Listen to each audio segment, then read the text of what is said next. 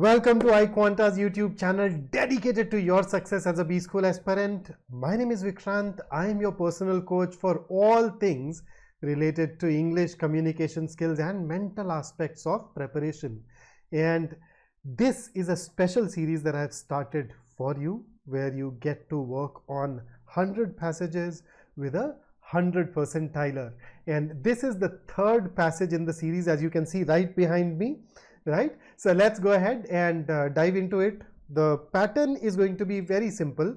I will take you through a passage along with the questions in its entirety, where you go ahead and solve it all by yourself, and then you and I come back together and discuss it within this particular session. So wherever I say pause, don't forget to pause the video so that you can move over to the next session. And before I start, something really important. If you are new to this channel, don't forget to press the subscribe button and then the bell icon as well, so that whenever I upload a video, you are the first one to know. So let's go ahead, let's get started. Here is the first part. So pause, read, next,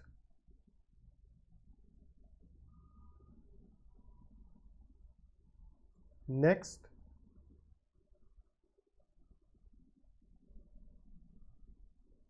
next,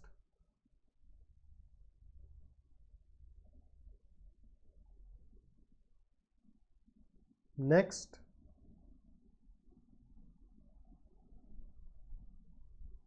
next,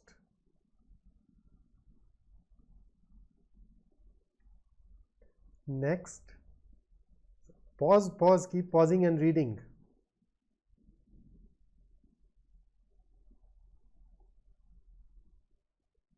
Next,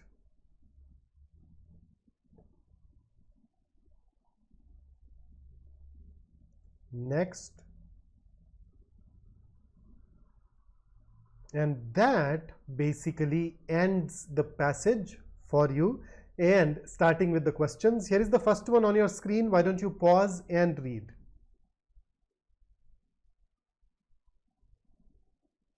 Next. So once again, pause the video right here, answer this question and then come back. Okay, taking you over to the next question.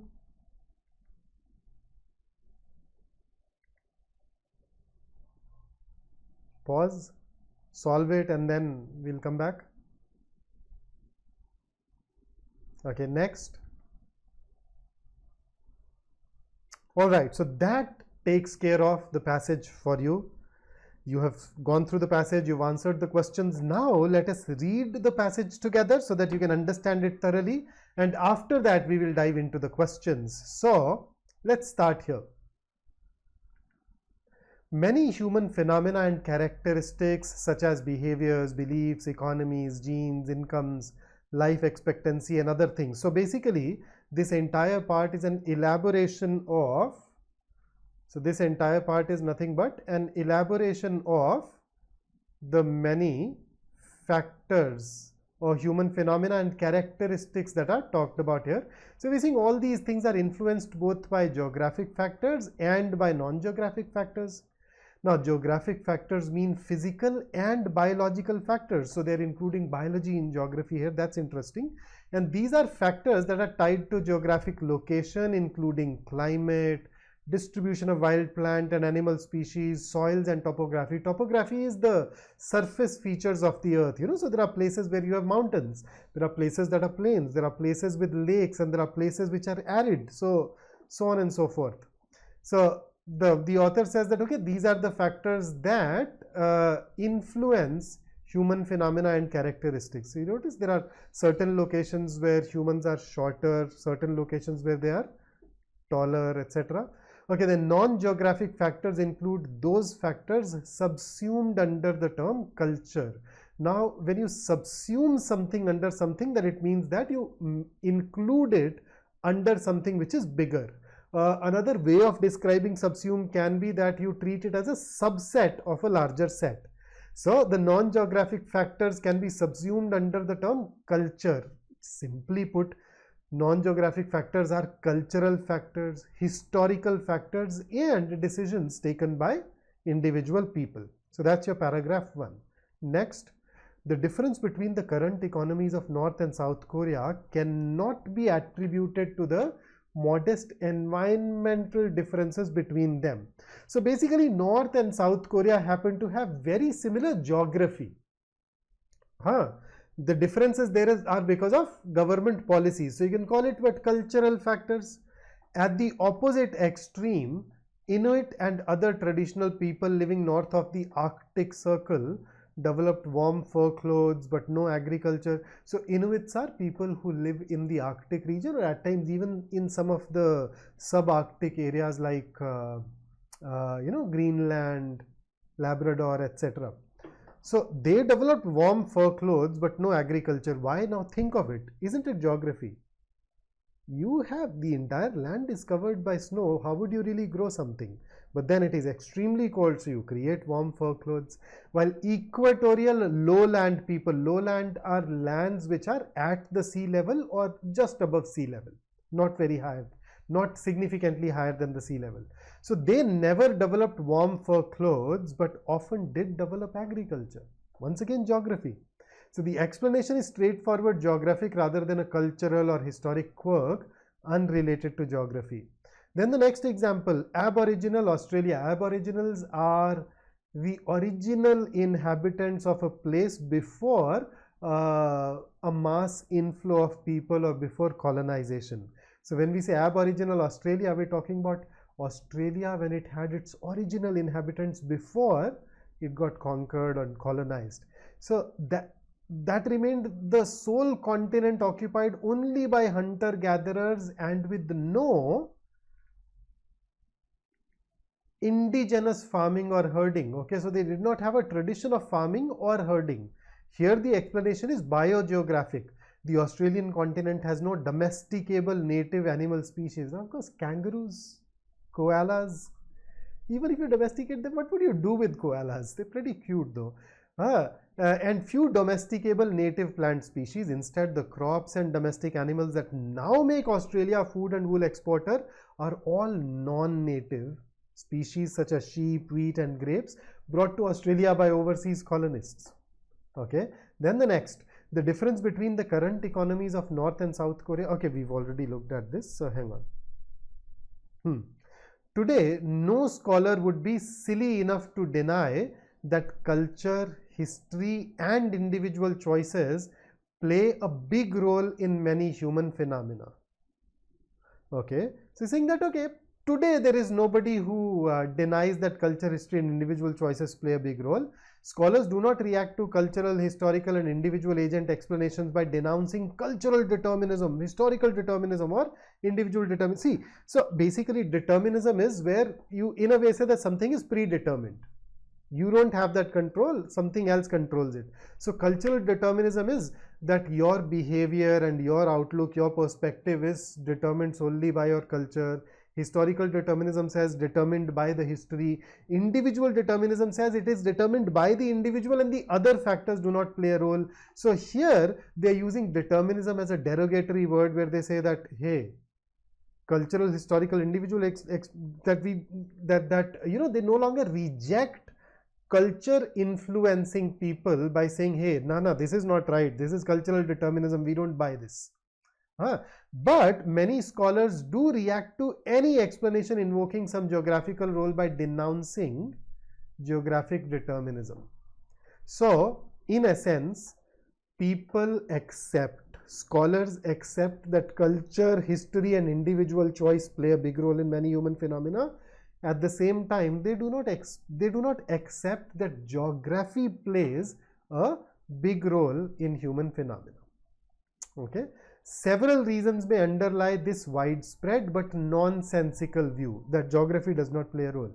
One reason is that some geographic explanations advanced a century ago were racist. People belonging to a particular part of the earth may have been considered inferior. And therefore causing all geographic explanation to become tainted by racist associations in the minds of many scholars other than geographers. So in the past, if those explanations were racist, you'd probably be wary of them. You'd probably be cautious of them. Remember, Hitler used something called eugenics to claim that certain specific categories of individuals are inferior. And ever since then, scientists rarely talk about eugenics. They rarely at least use this term eugenics. It took almost 50, 60, 70 years to recover where we can at least start talking about those ideas again. But in terms of geography, that hasn't happened according to the author. Scholars reject them because they are tainted by racism. And then the author goes on to say, but many genetic, historical, psychological, and anthropological explanations were also racist.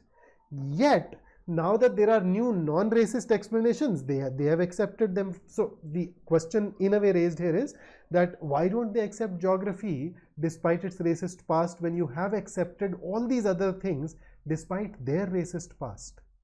Then next, another reason for reflex rejection. Reflex rejection is when you're not even thinking, you automatically reject geographic explanations, is that historians have a tradition in their discipline of stressing the role of contingency based on individual decisions and chance. So here, contingency basically means dependence. So they're saying that human phenomena depends on individual decisions and chance.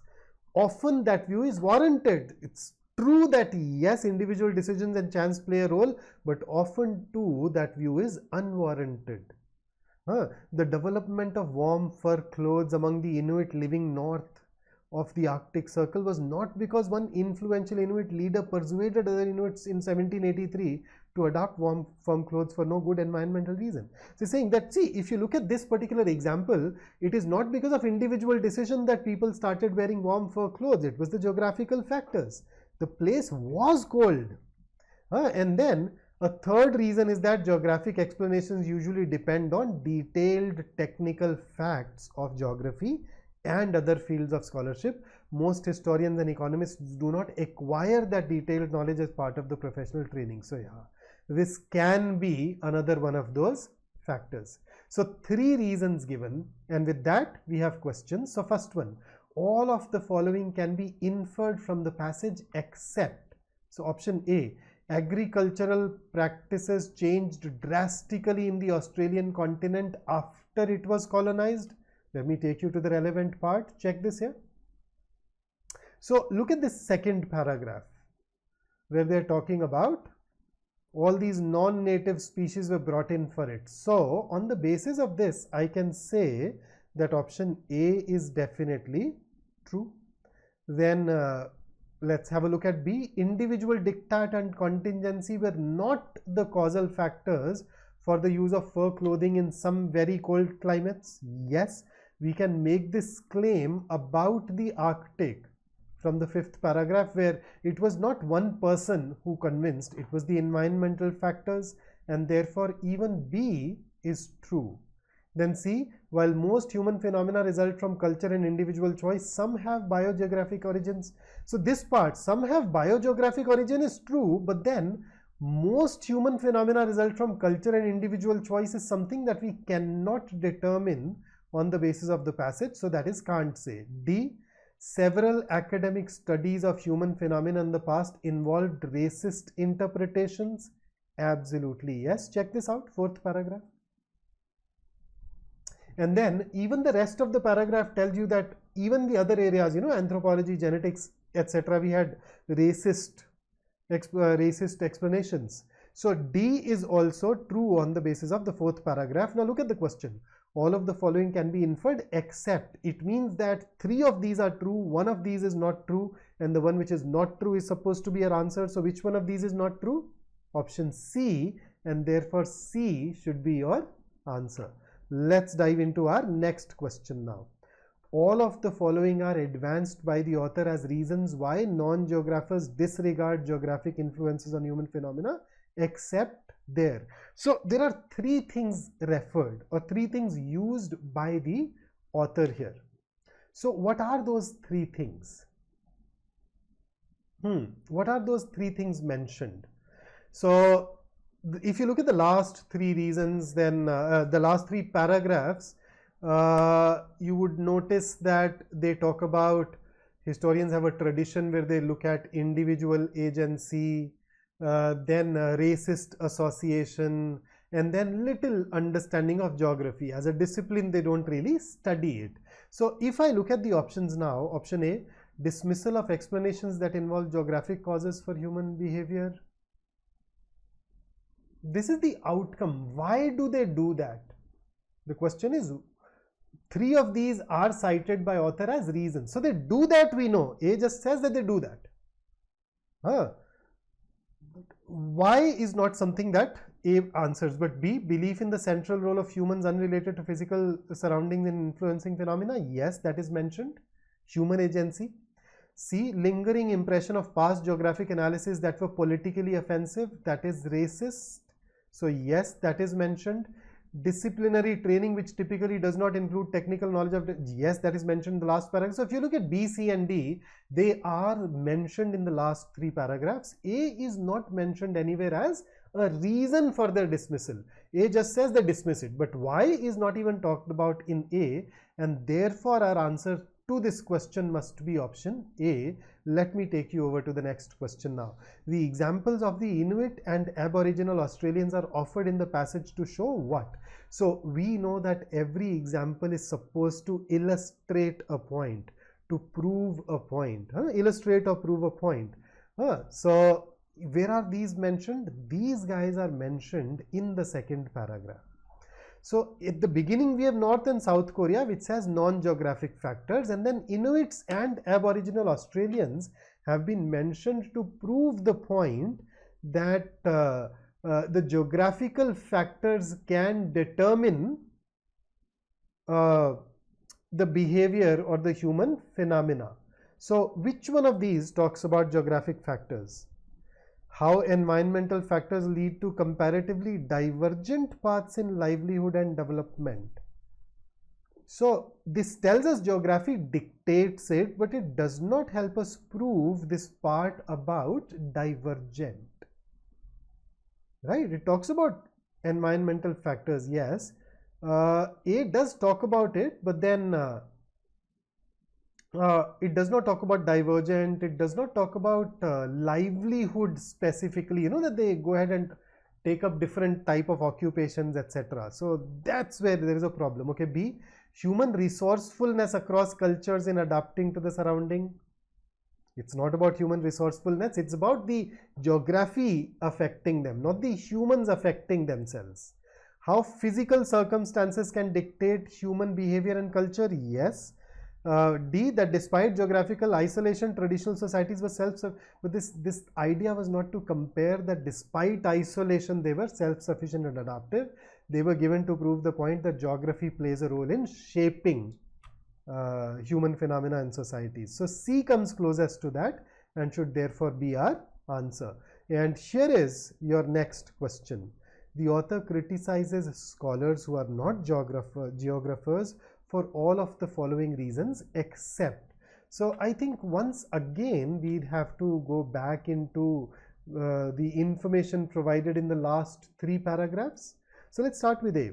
Their rejection of the role of biogeographic factors in social and cultural phenomena. Are they criticized because of this? Yes. Here is the relevant part from the 3rd paragraph. Look at it. So A is cited as a reason. We are looking for something that is not cited as a reason. Notice this except. So A can be ruled out. Okay, how about B? Their outdated interpretations of past cultural and historical phenomena. Outdated interpretations have not been mentioned anywhere in the passage. So let us see. C, their labeling of geographic explanations as deterministic. Once again, the exact same part that we've just had a look at. So yes, we can. So C is also mentioned. You can rule it out. So A and C both can be ruled out on the basis of the information given to us in the third paragraph right above. Then if we look at the next one, D, the importance they place on the role of individual decisions when studying human phenomena. Yes, that's something that is presented in the 5th paragraph. Notice this last part. stressing the role of contingency based on individual decisions and chance. So even D is mentioned, so we can rule out D. So A, C and D are all mentioned, B is not mentioned. So A, C and D are criticisms, B is not mentioned, therefore it is not a criticism that the author has for them, and that makes B the right answer choice, and that takes care of this particular passage. But before I leave you, here is something for you to ponder over and think. Either you run the day or the day runs you. So what's happening? Take charge, take control of your day, and make sure that you run it according to your goals, according to your desires. And one of the things that you can do right now to move closer to that is subscribing to this channel and pressing the bell icon. And if you like working with me, do give it a like, yeah. Do show that love so that I am also motivated to bring in more and more things for you. So that's it from me in this particular session. I'll see you in the next one with another passage handpicked for you so that you can grow. Until then, stay safe, stay focused, stay in touch. I'll see you in the next one. Take care.